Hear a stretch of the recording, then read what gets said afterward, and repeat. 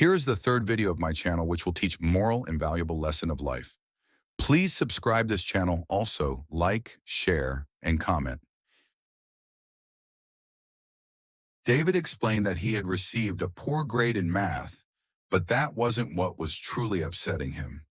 He shared that his close friend and neighbor Matt always seemed to score high in math, no matter how hard David tried. David's father began, "I want you to understand three important lessons from what happened today. For the first lesson, I want you to invite Matt to play soccer with you tomorrow." David, who played soccer almost every day, dominated the match.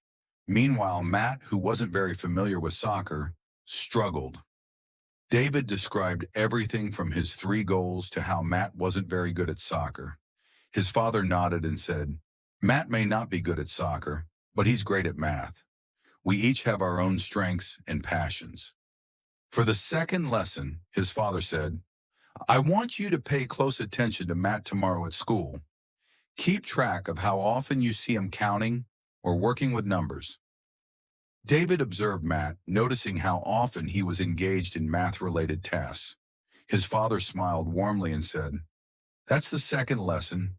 If you want to get better at something, you have to keep practicing." For the last challenge, I want you to study math 3 times harder tomorrow. David studied for hours until his head started to throb, and without realizing it, he fell asleep. His father gently patted David's head and said, "David, this is what happens when you try to master something you don't enjoy.